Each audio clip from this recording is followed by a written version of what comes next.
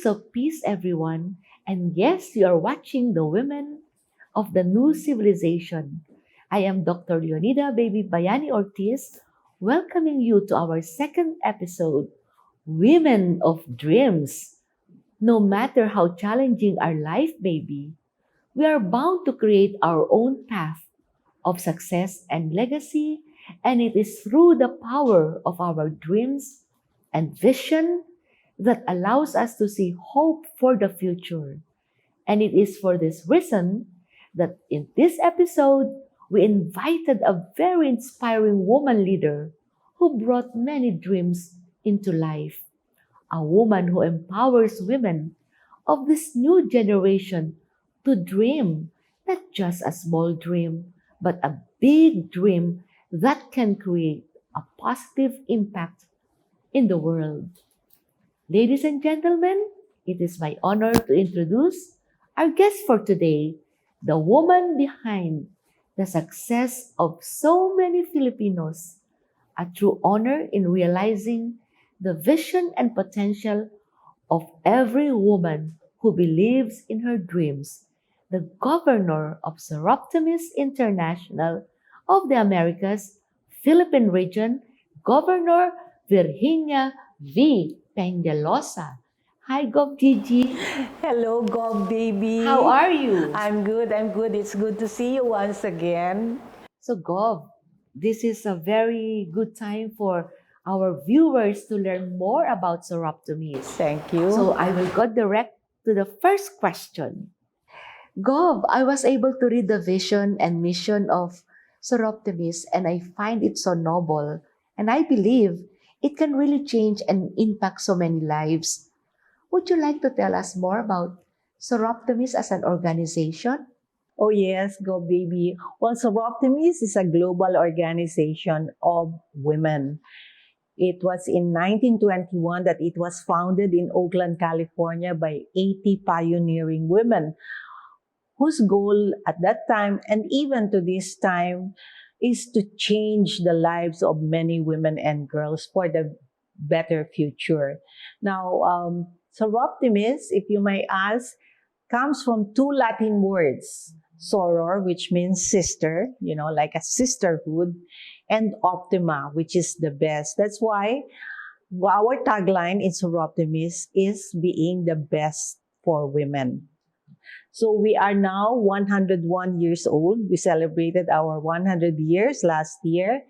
And with a global network of 5 federations all over the world, the Soroptimist International of the Americas, Great Britain and Ireland, Europe, Southwest Asia Pacific, and the newest Federation of Africa.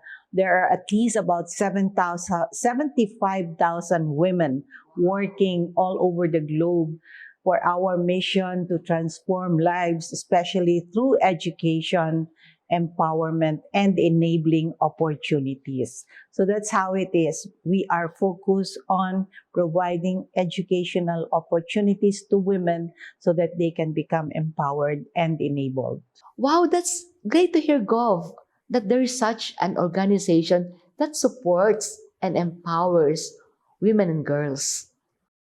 As you said, Gov, the organization is helping women and girls with access to education, and it is providing training they need to achieve economic empowerment.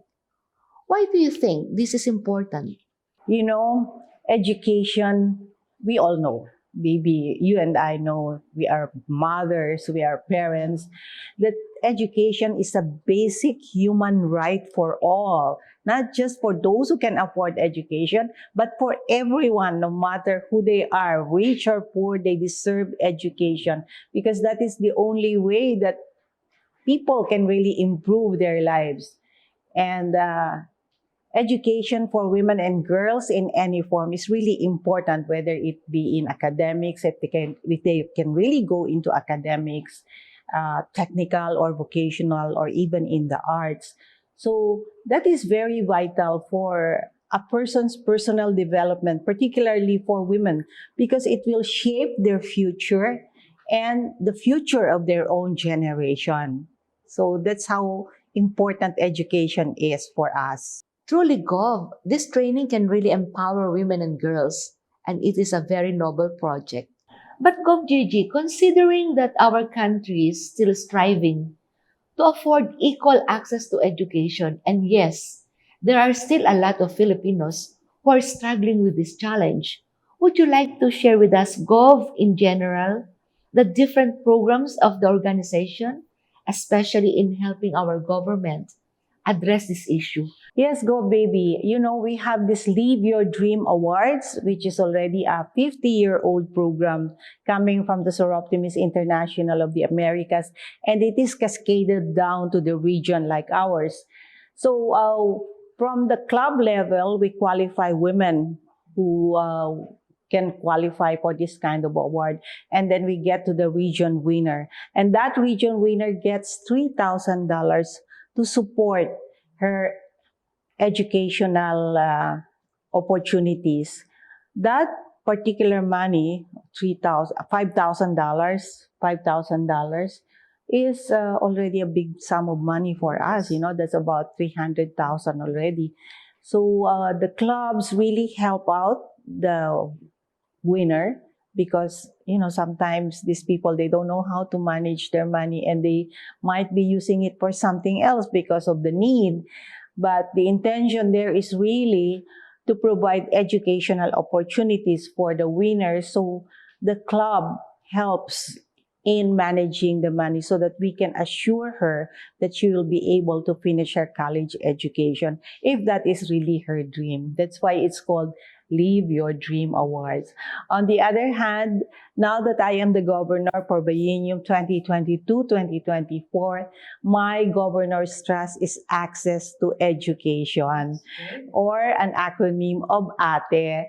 Yung mga Soroptimist Ates, Go Baby, will be the ones to implement this project and look for deserving women as well at our local level, where we can provide scholarships or educational assistance in terms of providing them their needed gadgets for schooling, like maybe an iPad or what. Hindi naman iPad, ang mahal ng iPad, di ba?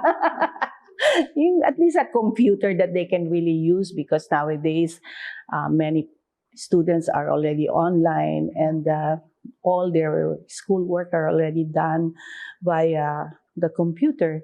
So we have different stages of helping these needy women and girls to get an education, because we would like it in such a way that the clubs, because we have different kinds of clubs. There are big clubs, there are medium and smaller clubs. So we don't want them to be mandated into doing scholarship kasi medyo mabigat ang scholarship. But if they can do something to really help a group of girls or a group of women get on with their education, something that is really workable and affordable for them, then that's good enough for our governor's trust. At least each club will be able to do something to educate women. So Soroptimists can really change their lives, Yes. make a difference in their Yes, lives, yes. Gov. Truly, those programs are really helping women and girls in achieving their dreams. With all those achievements, Gov, can you share some success stories that we can use as an example in how this organization helps them turn their dreams into reality? Yes, Go Baby. So far we have had 6 international winners already to date. No, the very first lady who won this, I cannot remember exactly when it was, is an Aita. She comes from the Aita tribe in Panay Island. Of course, she's really very, very poor, and she was being maligned by her mother-in-law for being an Aita. And she wanted to have an education. And so SI Calibo, our club in Calibo, found her, and they brought her in as a candidate for the Live Your Dream Awards. Before, it was called Women's Opportunity Awards, but now it is aptly called as Live Your Dream Awards. And so she was the very first winner. And she was able to finish her BS education degree. sometime in 2015, I think, or 2016. And she took the licensure exam. So today she is a licensed teacher, and she went back to her tribe. Why? Because she said there are still many uneducated women in my tribe, and I would like to be able to share my good fortune with them by being able to teach the women in my tribe. And there's another tribal woman who also won. She was sponsored by SI Antipolo. She is from the Dumagat tribe in the mountains of Antipolo. It's the same thing. She would walk down miles and miles, no, along dirty roads just to be able to go to the nearest town and take a jeepney to be able to go to school. And when she won, it was a lot of help for her because she has already 4 children, I think, and they were just there in the mountains. And the husband could not really provide so much because he was the tribal leader, parang barangay leader do sa tribo nila. So anyway, she was also able to finish her. So for some reason, they always like to do education. Maybe it's because of that advocacy, personal advocacy, that they want to get educated. So this lady also took up BS education, and she also went back to her tribe because that was really her intention. She already told us that when I finish my education, I will be a teacher and I will go back to my tribe to be able to help the women and girls there to become educated as well. Now, there are others, they are much younger, and they are more recent winners in the international level. And for that matter, when you are an international winner, you get $10,000. So, ang laki na nun, no? That's 600,000 nowadays. But anyway, they're still young and they're still in college right now, but they're doing very well because their clubs are really monitoring them just to be sure that we can prove to themselves that they can really finish their education. And they still need guidance, especially when there is already money involved. We need to guide them because, if you really want them to live their dreams, they have to be properly guided. Thank you, Gov. We'll now go to family, motherhood, leadership, and aspiration.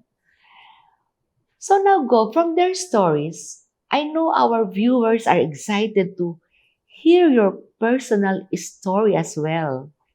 Let's talk about family, motherhood, sisterhood, and leadership. Do you believe that most of the time our dreams and aspirations in life are formed, influenced, and nurtured by our family, especially our parents? Oh, yes, of course, go baby.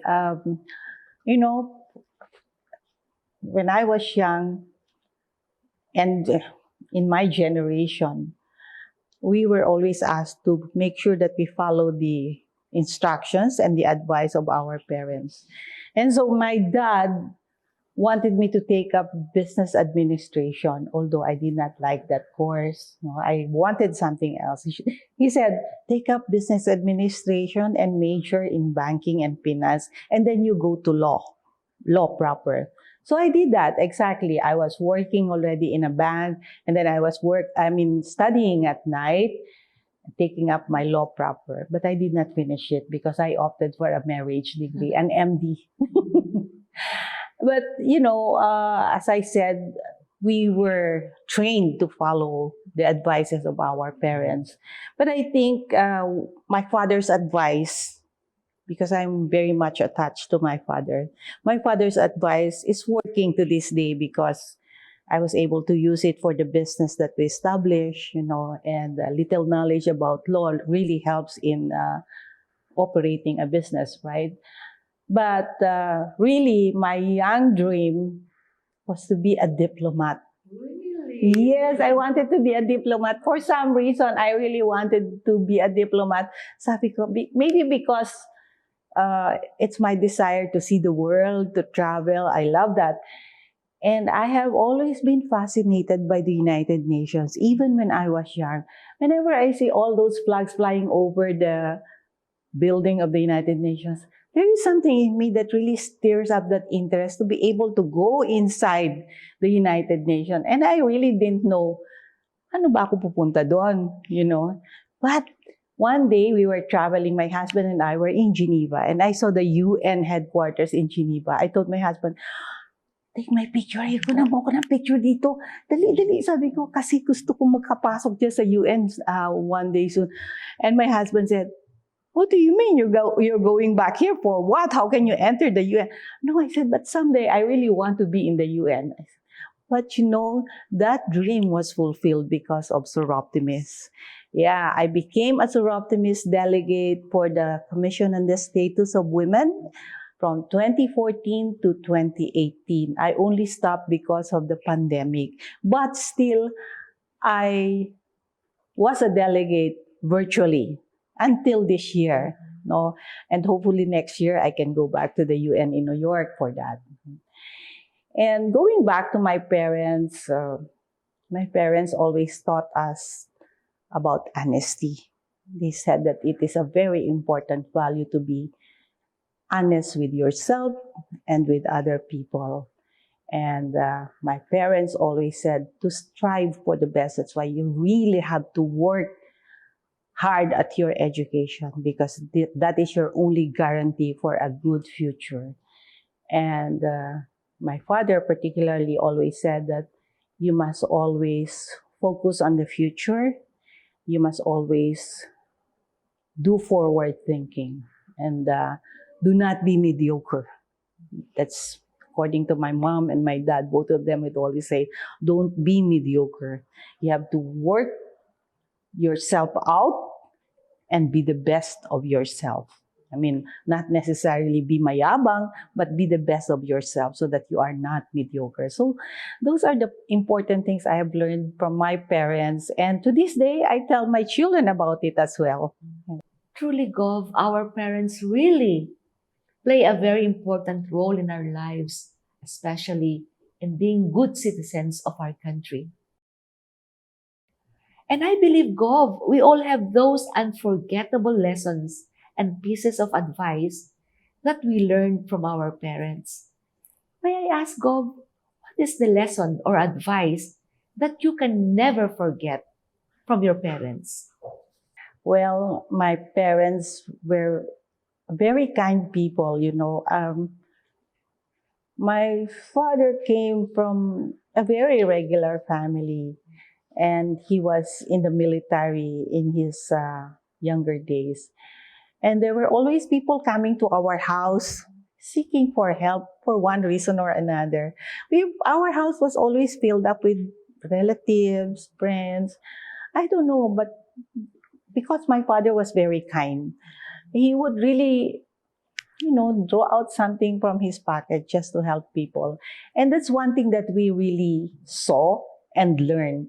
So to this day, we also go out of our way to help those who are in need. Of course, some relatives may not be as lucky, and there are also some friends and other people who are seeking your help. So we help in whatever way that we can. And we were always reminded to be respectful of other people, whoever they are and whatever they are. My parents would always say, even though they are the smallest people that you know, they deserve every respect that you can give them. So, and also, they always said that a person must always be humble. No matter who you are, no matter your achievements or your accomplishments, you must remain humble. I can totally agree with you, Gov. Our parents will always be there for us, for our betterment. So now, Gov, if earlier we talked about the lessons from your parents, this time, our viewers for sure would love to hear your words, especially to our mommies out there who always want their children to become more mature and responsible sons and daughters. And I think everyone will agree that this is not an easy task. So as a mother, Gov, what is your way of raising your kids to become such individuals? Go baby, I have three children. The eldest is a boy and then two girls. And I was quite strict with them to the point that my husband would get mad because sometimes we don't agree. Eh, sometimes he would say, sige, punta kayo to sa party if you want. And I would say, no, you cannot go to the party without telling me where you are going, who you will be with. And there were no cell phones yet before for me to monitor them. No?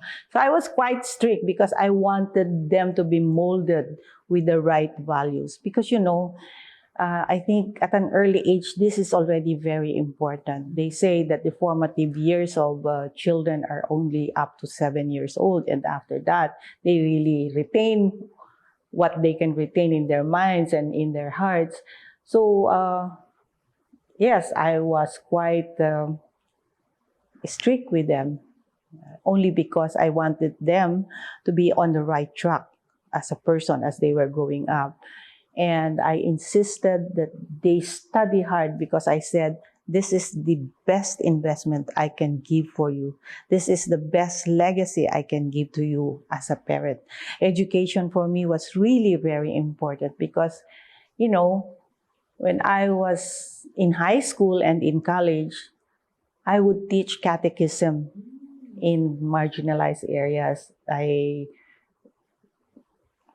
studied in Catholic schools and I would teach catechism. And when I am there, my goodness, I would see these children and the mothers. So you know how it is, the mothers are not educated. And it's the same thing with the children. So I said, you will have to study very well. If you don't, then don't study, and I'll just send you out of the house. That's how I was before. Wow, so strict, Gov. Because they were the children of this Gen Xers. Oo, yun yata yung generation nila, no? So sabi ko, I will send you to good schools. But watch out. If you don't do well, I will send you to public schools. That's what I said. You're strict, but with love. Oh, yes, of course, And I mean, part of that was to encourage them to be indulging in school activities, to be active in sports if they can. Because, being active in school and being active in sports really develops your character and your confidence, your personality. So, also, as they were growing up, noon lang naman yun ako stricto nung bata pa sila. But when they were growing up already, like, especially when they were already in college, I encouraged them to develop their own interests so that they will know themselves and really be able to develop who they are. Also, I always insisted on respect for each other. To this day, they're all married. They have their respective families. I always say, you should respect each other, love each other, don't compete with each other, and make sure that, you are in harmony always. Tatlo lang sila di ba? Mag-aaway pa ba sila? That's a good advice. Yeah. And I have no favoritism whatsoever. Really? No. No. And other than that, I remember I did not allow my children to watch television during school days. Yes, there were no televisions. Mabuti na lang that time there were no cell phones yet, no? So, no TV in their rooms. It was only when they were already in third year college that I put a television because I knew somehow they would be able to discipline themselves kung kailan sila manunood ng TV o hindi. So anyway, it worked well. No TV. And they followed. They followed. As you were sharing earlier, Gov, I just realized one thing, that today, there's a lot of inspiring women leaders emerging not only in our country, but in the world as well. One good example of them is the national president of the Girl Scouts of the Philippines, Dr. Christina Lim Yuson, who we featured in our first episode. Of course, you, Gov, as the one leading the Soroptimist International of the Americas, Philippine region, you are also taking a very important leadership position. Having said that, Gov, what do you think is the reason why the world is recognizing this unique way of women when it comes to leadership? Go baby. Women are natural leaders. I would say that. Although right now there are only about 21% approximately occupying leadership position among women in government and in businesses, corporations. But still, women prove themselves to be very good leaders because, we have empathy, we are very communicative, we express ourselves when we want to express ourselves, we are very collaborative and inclusive, and we are very discerning. I think that is one trait of a woman, na you know how to discern. Yeah, we're very detailed. Now, as mothers and homemakers, we were already leaders in our homes, right? And we are multitaskers. That's why when we are in an organization, we can do a lot of things. We can think about a lot of things. And we can also be servant leaders. And I believe that as a leader, you should really be a servant. It's a matter of being a servant to one's position and a servant to the people you lead. And that's how I think about my own leadership. I like that, Gov. Yes. Servant leaders. Yes. We must all be servant leaders. Yes, that's true because that's why you are in an organization, especially a volunteer organization. You are there to serve the purpose of the organization and not just to get credits or achievements and accomplishments. I mean, these things come when you do well. For me, I believe that all these accolades, all these awards will come to you if you have done well. But first of all, I believe that you must do and serve the purpose for which you are there as a leader. So the female leaders now cannot be ignored, especially in terms of service and volunteer organization. We are a gift to the community for that matter. I agree with you 101%, Gov. Gov, you are truly the best example and role model for the women of the new civilization. This is exactly the kind of woman that we need in establishing a new civilization of peace and true love. A kind of world where people are helping one another to achieve their dreams in life. And yes, Gov, we are imagining this kind of new civilization. And so, as a woman, a mother, a sister, wife, grandmother, what do you think would be our steps to turn this imagination of new civilization into reality? Okay, first of all, we have been through this pandemic for more than 2 years, go baby. And the pandemic taught us a lot of lessons. We experienced a lot of things that really provided a lot of lessons to us, particularly the fact that we should not take things for granted. We were so much at liberty before with anything that we want to do, but now we are restricted in many ways because of that pandemic. And yet, the pandemic brought out the best in many of us. Many people came out to help. And the war situation brought the best in many people by helping those who were really in need, going out to the hospitals and wherever just to give something because these frontliners were already having a hard time. So as women, I think that we can really do something to make this world a better one. We must get out there for our voices to be heard, but not only to be heard, but we have to put our words into action. And because nowadays, the world is so centered on material things. Parang yung mundo natin nasi-center na sa material things, no? At saka sa technology. But they are just tools to get into the new civilization. And we must not lose sight of our connection to human values, which must always remain. Because values are very important in the formation of our characters and development, particularly for the young people. So I think as we go into this new civilization, into this new normal, while we are already centered on technology and so many changes in our lives, we must still put in the forefront the values of respect and mindfulness, especially now that our environment is in bad shape. I think that is one thing that we have to be mindful about. We have to be conscious of how we can really help with the environment and put that down to our children.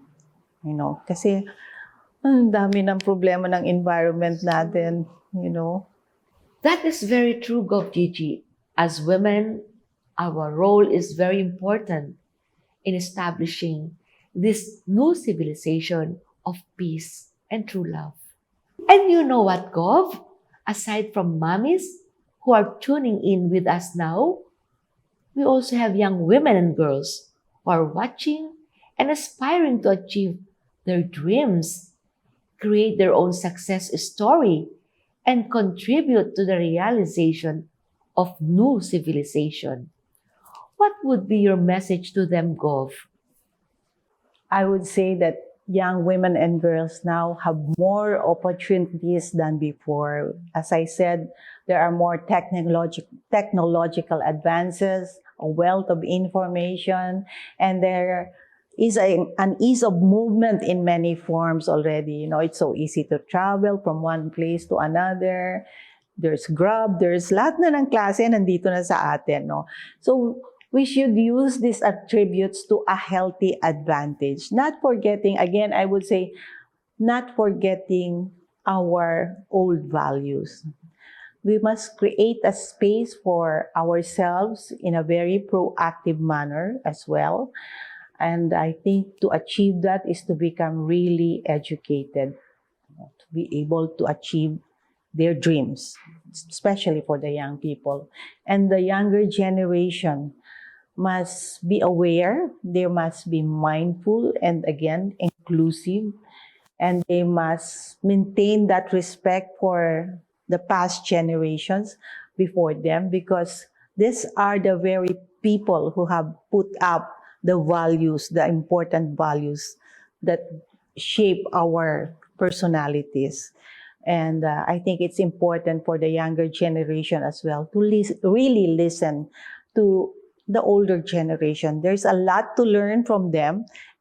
And on the other hand, the older generation also have a lot to learn from the younger generation. So it's a give and take situation.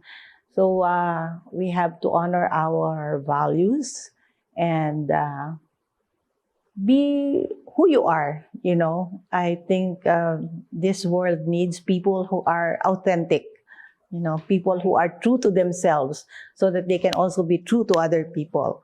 That's my advice. Just, be true to yourselves. It's true, I agree, Gov. Once again, thank you so much, Gov Gigi. I hope that we will have a part 2 of this interview before your term ends. Thank you very much. Thank you very much, Bob Baby. And it's been an honor and a privilege to be interviewed by a governor as well, the governor of the Philippine National Red Cross, the past governor of Lions, and so many other organizations where she belongs. And I'm really truly honored. She's not just a friend, but she is likewise a colleague in Soroptimist. I know you are very busy, but I am happy that you are at a new level, Thank you, Gov. in this quest for international peace and civilization. And I'm very happy for you. Thank you You know, again, you are really Gov. blooming. Gov, you might want to share with our viewers your projects and events. Oh, yes. Well, we just finished United Nations Day over the weekend. No? We celebrate United Nations Day because of our status in the United Nations on the Economic and Social Council. We have a consultative status with the UN Economic and Social Council, which is one of the principal bodies in the United Nations that takes care of human rights and the status of women. And then, also, I would like to plug my Bayunion Trust for access to education, yung aming ate. Mga Soroptimist ates, huwag niyo naman kalimutan. Kailangan nating paaralin ang ating mga kapwa babae at mga dalaginding, ang ating mga kababaihan na mga bata pa. Let us help them to become educated because with this pandemic, there's been a lot of difficulties for these women and girls who are disadvantaged to go back to school. And so that's my message, education, because, you know, education is truly very liberating. Education educates the heart, it educates the mind, and it is truly our pathway to empowerment and transformation. Thank you very much for this opportunity to be a part of your program. Thank you, Gov, and more power. Thank you so much, and so with you, baby. Yes. More successes to Soroptimist International of the Americas Philippine region. Until the next episodes, Gov Gigi, truly women play an important role in shaping dreams and in realizing a new civilization of peace and true love. With their dedication, love for family and nation, we can definitely create a healthy environment where peace begins. Thank you all for joining us today. We hope to see you again in our next episode in truth, righteousness, and goodness. I am Dr. Leonida Baby Bayani Ortiz. This is the Women of the New Civilization.